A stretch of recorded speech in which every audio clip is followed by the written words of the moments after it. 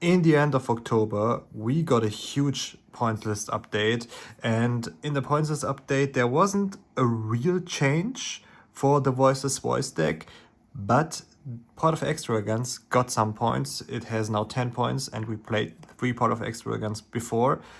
We got Saravis reduced by 2 points, which is, I guess, okay. That was the only real change to the Voiceless voice deck. And we got a huge shift in the meta, which requires us to play some really different non-engine. That's why I decided to make a new deck profile for the Voiceless voice deck, an updated version. And yeah, I wanted to show my vision, how I play the deck now, and yeah, let's go into it. We have, as I said before, Saravis to 3 points, so now we will for sure play Saravis, I think. We still have Diviner at 33 points, so we still cannot play that. We still have Barrier of the Voiceless Voice at 33 points, so I think we will just still play one of this. There was no reducement, so there's no reason to play more of this. But we also played as pointed cards pre-prep, which is still 10 points, and we played 3 Pot of Extravagance. This was our main like consistency cards that we could play. Right now, we can still play this, right? But then we have to cut a lot of non-engine, and we cannot really afford that in Voiceless Voice. We kind of have to have strong non-engine, because otherwise our going first is like alright, but not really strong, and our going second is like impossible to play against the board, because Voiceless Voice is not a really strong engine. Also, the Regenesis engine is not that great in breaking boards, because if you remove the 2500 bodies, you will just lose, right? So you kind of have to play some strong non-engine in this deck. So I think, unfortunately, we cannot afford to play prep or Pot of Extravagance anymore. So I think we have to cut the Pot of E, and we can still play the pre-prep, but I think we can also cut the pre-prep and play something else, because I had some ideas how we can swap those out and have more points for non-engine, which we really need in this deck. I had 3 different ideas to increase the consistency of the Voiceless Voice deck, and the first idea was the Shadow Slime, the Incantation engine. The second one was the Small Word, and the third one was the Dragon Shrine engine. I'm gonna explain all those in depth now. So I want to start with the Incantation engine, which is like the biggest engine. So what does this do? If you have this card, this one can search you either a ritual monster or a ritual spell. So you can search Skull Guardian, or you can also search like Saravis or something like that, and you can search the Prayers of the Voiceless Voice or their Theme Intern ritual spell. So this one just says you can activate its effect. Then when it resolves, you discard 1 card. You can also discard itself and special summon one of those out of the deck. If they get special summoned out of the deck, they can either search you a ritual spell or a ritual monster. So let's say you already have Skull Guardian in the hand, then you can discard this one and special summon the Incantation Candle, and Candle can search your prayers, and then you need another light monster to retribute that, and then you can actually play like that, right? Or if you already have like prayers in the hand, you can go for a different route. You can go for the Talisman Round, and search you the Skull Guardian, then you will have prayers and the Skull Guardian in your hand. The other thing is, you always need a light monster on top. So this is like always this one plus one of this, and also a light monster on top to be able to play that. If you don't have a light monster, there's also a different way you can play this, because then you have to play the Incantation ritual spell. So let's go back to the start. If you have like, let's say you have Skull Guardian here in the hand, you activate the Shadow Slime. You can now not discard a Shadow Slime because you need this, and you have to discard something else that you have in your hand, and then you will special summon the Candle, and then Candle's effect will give you the Incantation ritual spell. Then you have to activate the Incantation ritual spell if you don't have a light monster, and with this one you can only tribute Incantation monsters. So you will tribute the Shadow Slime, special summon the Skull Guardian, search hello, and then search from here on. The problem with this engine is you kind of have to play 3 bricks and also 3 cards that search you something. I don't think this is like the best thing. Also, they can only search you like one of each, right? You only have with pre-prep, you have like both of this. With this one, you can just search one of each. You always have to draw the other. So this has some really big weaknesses. Also, it adds 3 bricks to your deck. So yeah, it's a big engine. This one you can just play 3 pre-prep and search something.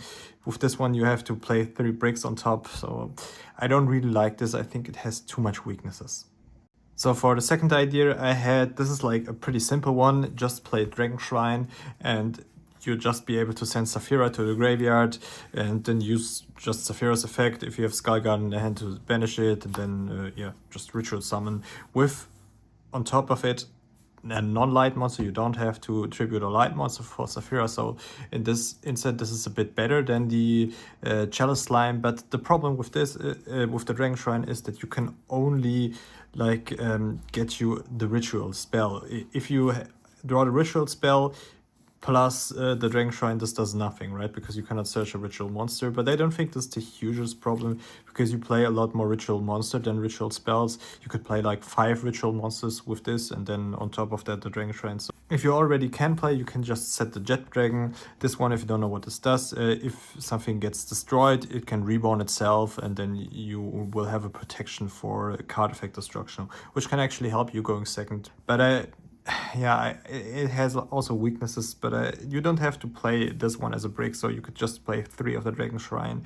But it's once per turn, so you cannot send like multiples. I don't really like it also, so I tried another thing. So the last thing I tried is Small Bird, and Small Bird is like a super neat card in this deck, because you have like a lot of different options with this. You can bridge with almost every card into low. You can also search the Regenesis engine with this card. So yeah, you lose a card with this, so it's a -1, but also those other cards are also -1s, because if you have this, you always have to tribute a light monster from your hand, right? So they're also -1s. So I think this is like the most flexible card, the one that you can actually search you like the 1-card combo.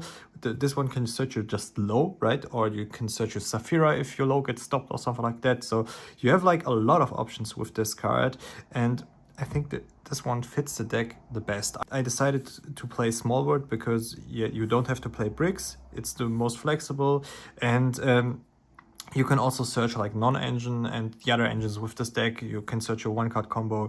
This was like overall the best and the strongest in the testing. And I will show you like lines that you can do with this deck for Small World after I showed you the deck. Okay, let's go now for the main deck. We will play 3 Saphira, obviously, right? 3 low, the prayers of the Voiceless Voice. And I still play 3 Skull Guardian. I think this is important to have, to always like, it is a 2500 defense card, so you can use it for the Regenesis card. It's good to have in the grind game, a 3rd one. I think there are many reasons why you want to have this. It's also a good thing to bridge with this in Small World. For the rest of the Voiceless Voice engine, we have now the pointed cards. We have Sauravis and Barrier. Yeah, 30 points, so we only play like 1 of this. And now we only spend like 36 points on our engine. So we have a lot of points left to spend on non-engine, which we really need in this deck. We also play like Sauravis the Old Man. Then 2 prayers. I think 2 is enough. You could bump it up to 3. If you play like Dragon Shrine, it would be like okay to play 3, and yeah, but I don't think you have to. 2 Blessing I think is a good idea, because we only play like 1 Barrier and 1 Radiance of the Voiceless Voice, so we have like 4 targets again for our low, so this is no change to the list before. And as I mentioned before, we play the 3 Small World as our other consistency cards, and on top of that the Regenesis engine. We're playing 3 Regenesis Archfiend. Those Regenesis cards are also good bridges for the Small World. We play 3 Regenesis Code because this one lets us play around Droll, and it's overall like a broken card. You can use it in the draw phase to instantly have like a Regenesis Archfiend that can instantly search Regenesis Sage, which we play as a one-off. We play 1 Warrior and then 1 Regenesis Birth. I think those cards are like mandatory to play. I'm not playing the Dragon right now. You could play it also as a bridge for Small World, but I don't think we need that. I wanted to keep the deck as close as possible to 40. I think now it's 41 cards because I want to play one more non-engine in this. So yeah. Speaking of non-engine, let's go to the non-engine.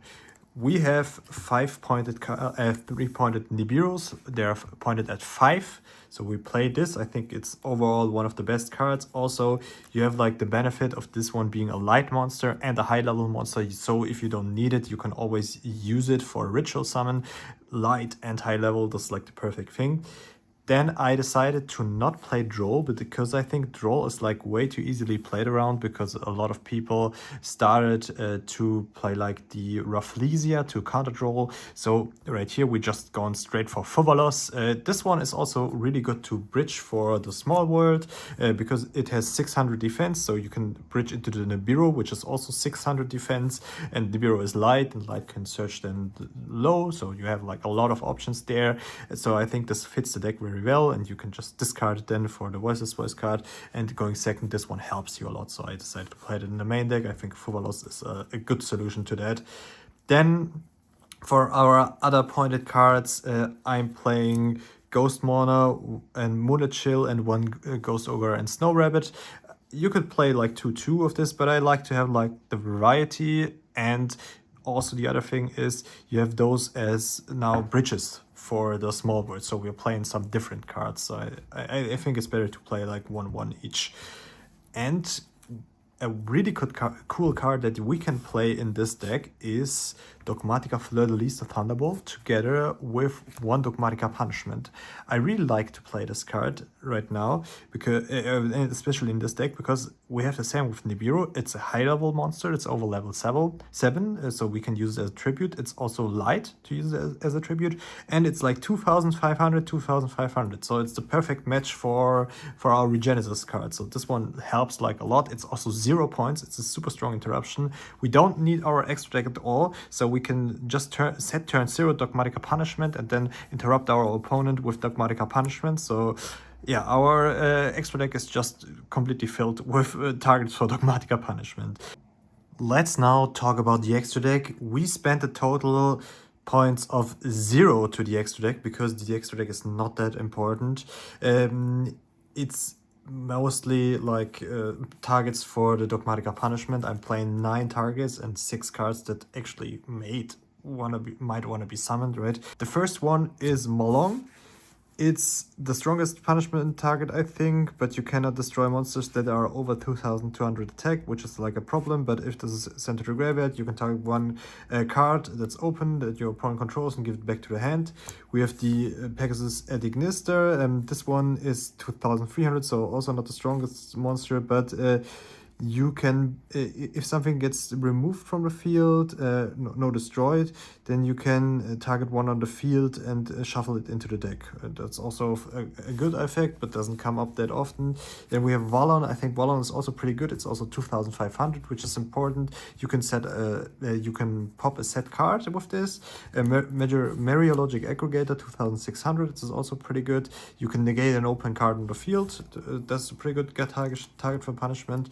Then we have Garura. I think also this is pretty good because you are allowed to draw a card, but the problem is it's only 1,500 attack, so you cannot hit a lot of monsters with that. Then we have Enigma Master Packbit. This is also pretty good, but it costs you 1 card in the hand. This one says it's 2,900 attack. This one says if it gets sent to the graveyard, you can target one monster on the field and place it in the spell trap zone. So I also think this is pretty strong, but you lose a card in your hand, right? So yeah, that's not the best thing. Then we have Five-Headed Dragon. This one has 5,000 attack, so the whole point here is that you can out every monster with it that can be destroyed by card effect, because it's 5,000. And then we have 2 experimental cards. I put in here Chimera and Duke of the Mice. With this one, if it's in the graveyard, you can reborn a Fiend Illusion, or I think it's Beast Monster, yeah. So you can reborn in the opponent's turn Regenesis Archfiend to search something. Or with this one, if you use it in your own turn, you can add the Archfiend by banishing this from the graveyard back to the hand from the graveyard. So I think this can give you some follow-up, so I kind of like this to send it with punishment. For the cards that we maybe summon in this deck, we have one Trishula, the Dragon of Ice Prison or something like that. You just need to banish 3 monsters with different names from the field to special summon this. So maybe the opponent plays like Mimighoul, then you can counter it with Trishula. Just banish their cards, because you can also banish cards that are face down. So why not play it? You have the space. Most of the extra deck is not that important, so why not play this then? We have Dingirsu. I think this is the one that I summon the most, because it's like overlay to level 8, so this comes up. Also protects your cards from being destroyed, and you can send one to the graveyard, so this is kind of good. Dark Armed Dragon of Annihilation to pop cards. We have Sky Prison as a bit of a floodgate for against rebounding from the graveyard. Then Dracossack to also pop cards and make tokens, and Super Control Mech Lost Drax. This one can negate monsters on the field, but it's not a quick effect, so it's not the greatest card. But it's rank 7, also Dracossack rank 7, so you can build them actually in this deck. So if you watched the video carefully until now, you might have noticed that we only spent 78 points until now into the main deck, and we still have 22 points left for the side deck. And I actually decided, because we have so strong non-engine that we can actually play in the main deck with Dogmatica Fleur-de-Lis or Thunderous, that we can allow ourselves to spend some points into the side deck. And I have 2 different ideas that what we can do with our 22 points that we have left. The first idea is we could play 3 Flying Sea. The second idea is we could play 2 Murakami Purulia.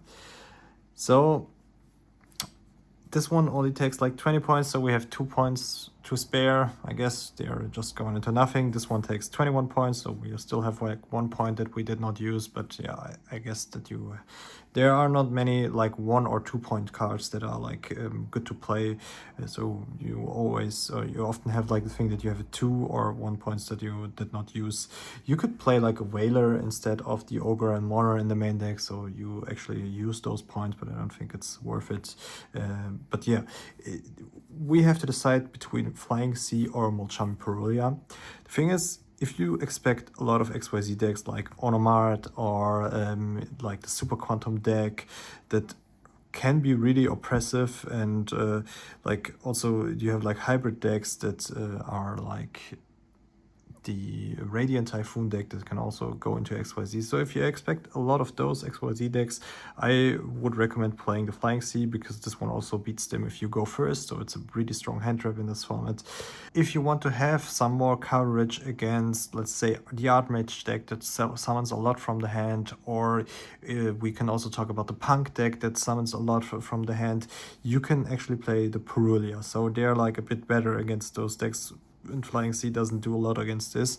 So I think it's actually kind of more worth it to go a bit wider spread and play like Purulia. So we can play post side 5 Charmies, like 3 Fuvalos and 2 Purulia to just stop our opponent, and we play no Droll. This could also be like Droll, but I like Droll not as much together with Fuvalos because they block each other, so we want to have like the Purulia here to complement the Fuvalos, right? So you can also draw with Purulia into Fuvalos and the other way around, so I kind of think that's a good thing to have.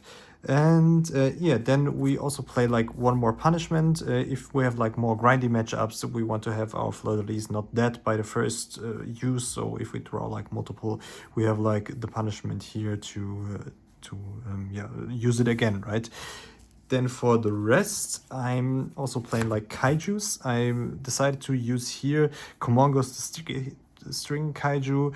It has some different reasons. You could also play like a light Kaiju, but I especially like this because of some reasons. The first one is it's only 2400 attack, but 2500 defense. So we will special summon this in tech mode, and we can run over it with our Regenesis cards, which is, I think, important. But we can also use the 2500 defense to special summon our Regenesis cards. We can special summon the Archfiend by this in the hand, or if it's on the field, we can also use this.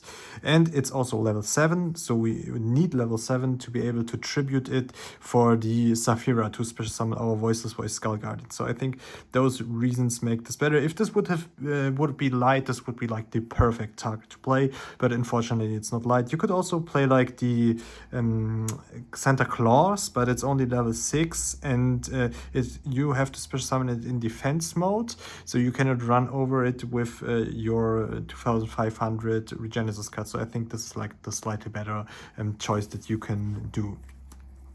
Then for going first, I decided to play 3 Dracotai Flame, because why not? It's the cheapest way to out like board breakers, so we just play this one instead of anything that costs points.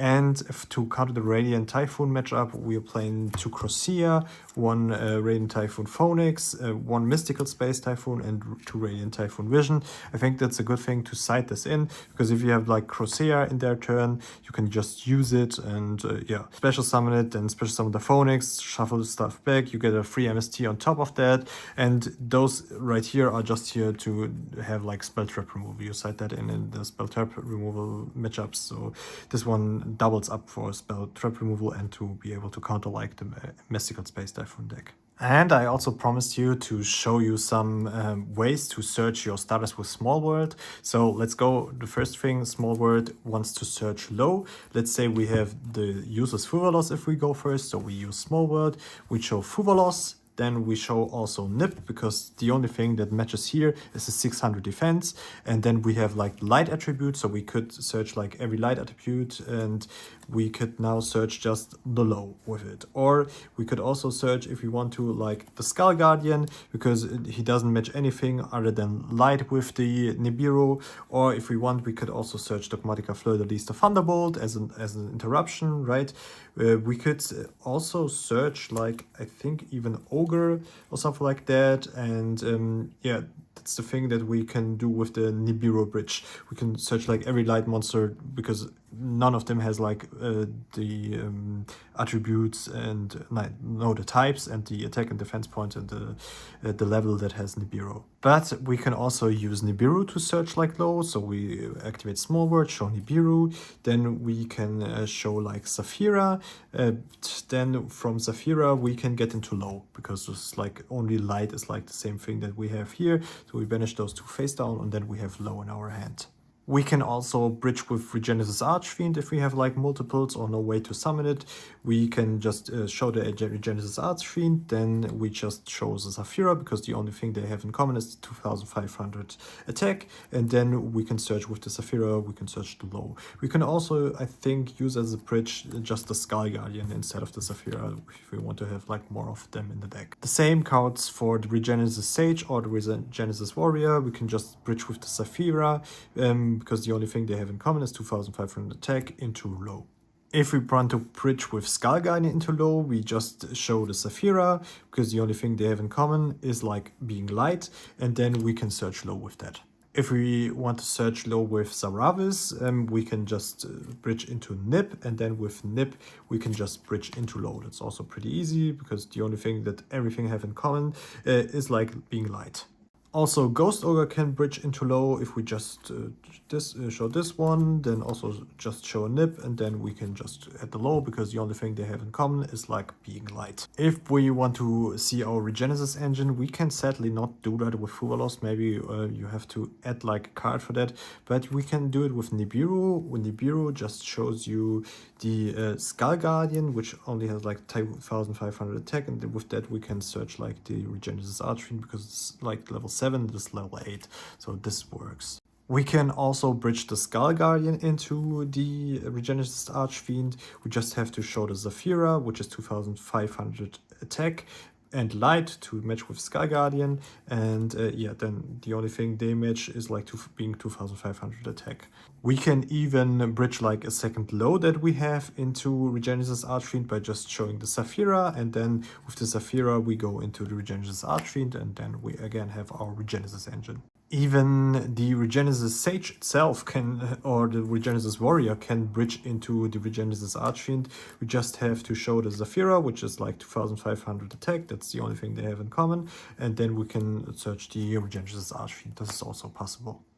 Okay, thank you so much for watching. That's it for the deck profile. Please tell me what you think about the choices I made, about the way I spent the non-engine. Tell me what you would like change, or if you think that's like the right way to spend the points in Voiceless Voice, or maybe you have like other ideas to make the deck more consistent. And yeah, also, if you liked the video and liked the deck profile, please also consider subscribing to my channel. I'm trying to get to 1000 subscriptions to be able to get a YouTube partner. Thank you so much again for watching, and see you in the next video.